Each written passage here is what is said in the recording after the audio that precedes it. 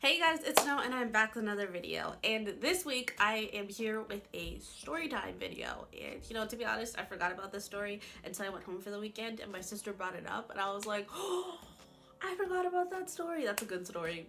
I gotta share it on YouTube. So I will be sharing with you guys, I'm sure you already read by the title, the story of the one time when the police came to my house. It wasn't cute, it was a mess, so yeah. Quick disclaimer, I am sick, so if I sound gross or if I get too hype at some point and break up into a cough attack, you guys know why. With that being said, let's get into the story. Okay, so this story takes place on a Wednesday. Long time ago. Back to the time when I was in the 6th grade, so I was either 12 to 13, around that age. So my sister was in kindergarten. And my mom had just picked us up, because at that point, that's when I went to the YMCA, like after school kids program, while my parents would be at work and my sister went to daycare. So my mom was picking us up from that, and then we come home. And as routine, my mom goes upstairs and gets ready and gets changed, and then comes back downstairs to kiss us goodbye, because every Wednesday, my mom would go to our church prayer groups like meeting type thing. So the city was about 45 minutes away from our house, but then our actual church was 20 minutes out of the city. So it was about an hour-ish drive for my mom to get to the church ceremony. So my dad would be working while my mom would go to these prayer meetings, meaning that Caesar and I would be left behind.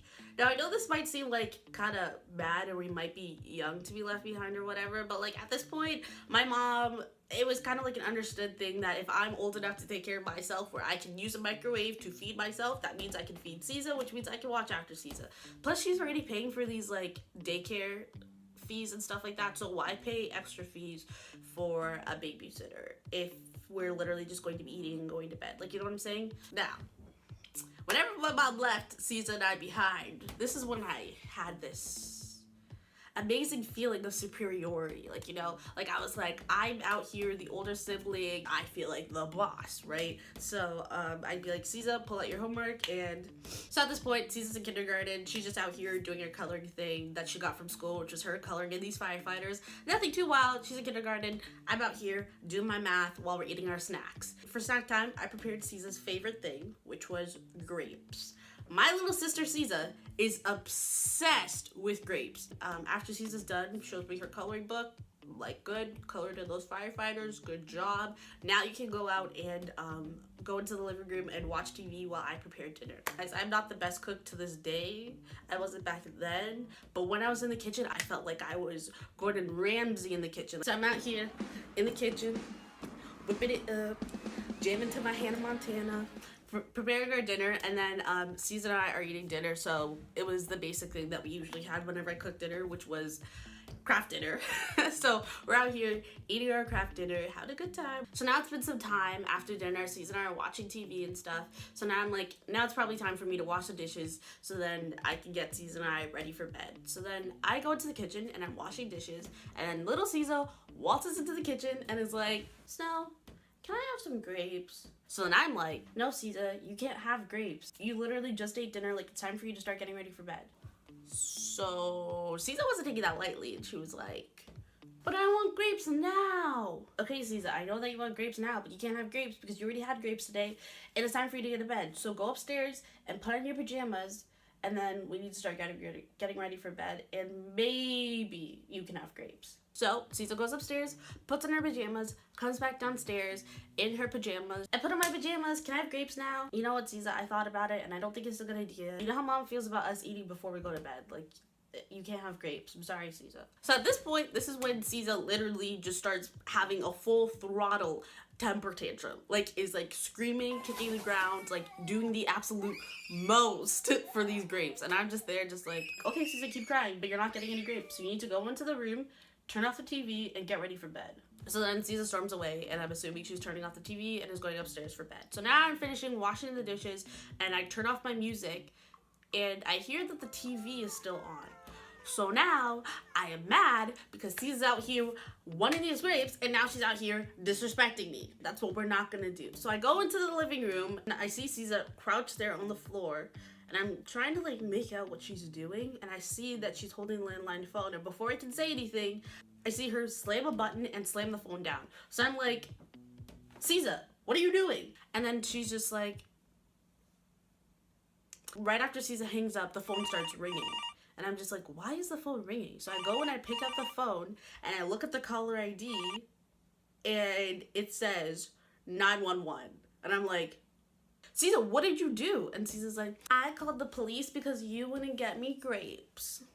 So keep in mind that Caesar's in kindergarten. So in the beginning of the story when I said that she was coloring in that firefighter book, that was because the firefighters came to her school that day and were teaching them about fire escape routines and stuff like that. And they said, in the case of an emergency, call 911 and they will help you. Not having grapes is not an emergency, but according to her little kindergarten ass, that is an emergency. So she's calling the police because I didn't get her grapes. So now I am freaking out because they're calling us and I'm like, I don't know what to do. Like, am I supposed to pick up the phone? And I'm like, Caesar, pick up the phone. You pick up the phone. Pick up the phone. I'm scared. You pick up the phone. So it was literally us just going back and forth as the phone is still ringing in the background, which is only heightening up our emotions. And then there was silence. The phone finally stopped ringing and I'm guessing that they just stopped calling and it went all the way through to voicemail.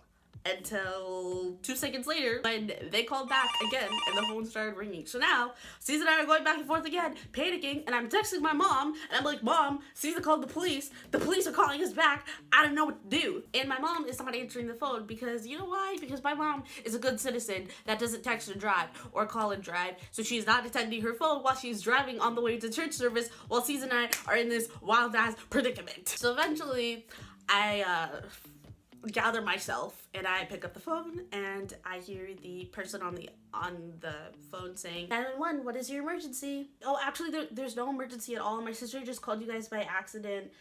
She didn't know, and there's no emergency at all. It was all just an accident. She's like, don't worry, this happens all the time. Like, but because you didn't answer the phone immediately, we automatically have to go to protocol and assume that this is an actual emergency. So police are already being sent over to your house. But when they get there, just tell them the situation and what happened, and they'll leave. And I was like, okay. So she's asking me all these questions, and it's just like, how old are you? And I am out here lying the fuck out. And I'm just like, oh, I'm 15. And she's just like, you don't really sound 15. You sound a little young. And I was like, oh, that's just my voice. And then she's asking how old Caesar is and just like all these questions and stuff like that until eventually she hangs up. So now I'm still trying to get a contact of my mom and she's not answering. I'm trying to contact my dad and he's not answering. It is getting to the point that I'm literally out here trying to contact my aunts because I am so scared and I have no idea what to do. They are as well on their way to the prayer group, so literally nobody is answering their phone. So now I am in full throttle panic. So now I'm freaking out at Caesar and I'm like, look, the police are coming now. This is all your fault because you wanted these grapes. I wasn't being like the nicest sister, but I'm just like out here taking all this and blaming it on her because in all honesty, it was her fault. But I'm just like not helping the situation by blaming her. So she's bawling while I'm out here like, this is your fault. You shouldn't have called the police. Now they're gonna show up. We're gonna get arrested. We're gonna go to jail. Eventually, my mom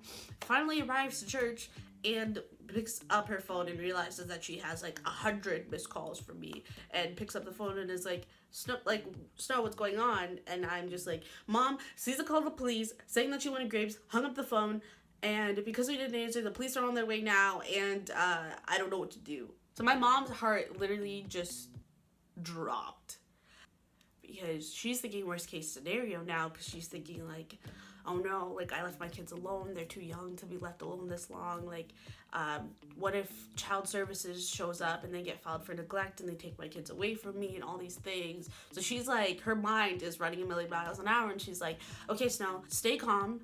Don't panic. Just continue the rest of your night routine. Get Caesar ready for bed.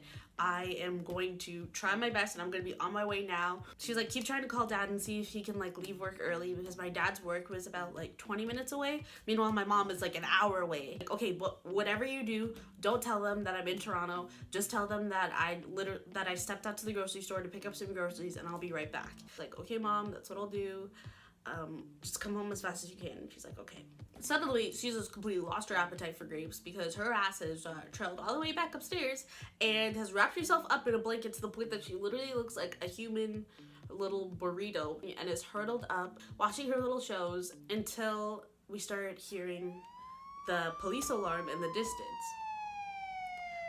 So now whatever level of calm that I had before is, it's disintegrating again, and I'm starting to feel that panic again. So now the police, because they don't have like a direct address or whatever, because we hung up the phone, it's all GPS location of the phone call. So now they've like turned the sirens off, but the lights are still on. So they are circling around our neighborhood, trying to like have to pinpoint our house type thing, and I'm just there with my face pressed against the window like, don't come here, even though I know like they're obviously here for us. Like, who else are they here for? And then I see them get out of the car.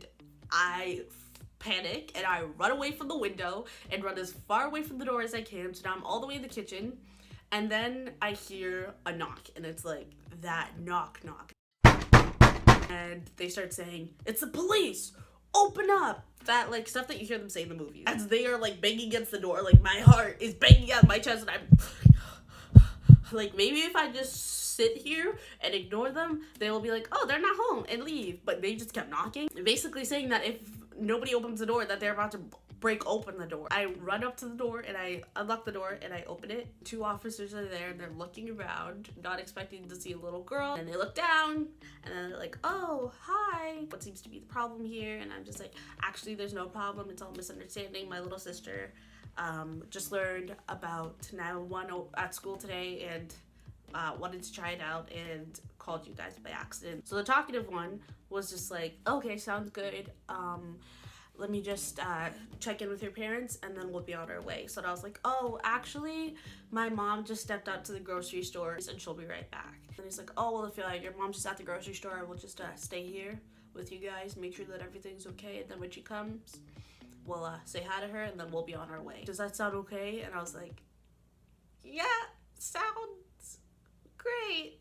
So then I was like, do you guys want to sit down? And they're like, yeah, sure. So I walked them over to the living room, trying to be the best hostess possible. And I'm just like, can I get you guys a drink? Yeah, we're good. And I was like, okay, sounds good. Do you want to like call your mom just to like let her know that we're here so maybe she can be on her way type thing? And I was like, oh, okay.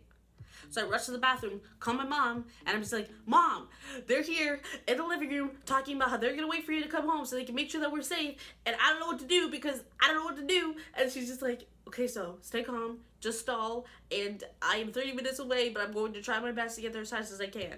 So now my mom is literally on the roads, swerving, speeding out here, trying her best to get here as fast as I can while I'm panicking. And Caesar, at this point, is sound asleep in her room without a stress in the world. So then I go back to the living room, and at this point now, they've pulled out their, like, giant monster-ass laptops, and I guess the operator had sent them all the information from the phone call. So now at this point, they're, like, caught up on the situation. They're just asking me all these casual questions, just like, how old are you? And I was like, oh, I'm 12. And then they're just like, oh, really? Because on the phone, they said that you were 15. And I was like, oh, yeah, I'm turning 15 soon. And then they just kind of like laughed it off because I was just so nervous that I could not lie to them. And they were just like so intimidating because I'm just there and they're just sitting there on my couch and I just can't stop but just look at the holster and see the gun there. And I'm just, they were hella intimidating, but like looking back on it now, if this same situation happened now, like I would have been like, ooh, because that one cop was like, fine. He was cute. Like, I would be like, yes, officer, take me, sir. Like, you can arrest me. So, like, time is going by, and I'm trying my best to stall. It's taking your mom quite a while. Did you say that she was at the store? And I was like, yeah, she's at the store. And they're like, oh, okay. And then suddenly I see the one officer, the quiet officer, gets like this thing and he's talking to his walkie-talkie type thing, like talking in their police talk. And I'm just there like, what does this mean that they're about to take us? And they're like whispering to each other. And then the handsome officer gets up and he's like, okay, we have a call now, so we have to go. But it looks like everything's under control here. Just let your mom know that we stopped by and let your sister know that we're for emergencies only, okay? And I'm like, yes, sir. I'll let them both know. Thanks for stopping by. And then it's just like, okay, you have a good night. And then he just patted my head and walked out.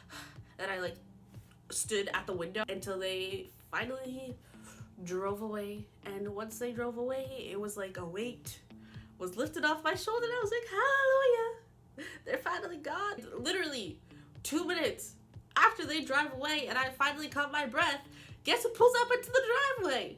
My mom busts open the door and is like, I'm here. And I'm like, Mom, they just left 2 minutes ago. You missed the party. And she's just like,